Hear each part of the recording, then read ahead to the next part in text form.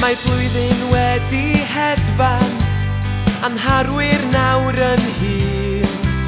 Mae'n amser i ni ddathlu bod yn Gymru falch bob un. Ar ôl ei creu gan ddewin, gosodwyd iddyn swydd. Cael plant i sgwrsio yn Gymraeg, dim problem meddant rwydd. Ni'n harwyr diolch am eich chwerthin a diolch am eich gwaith.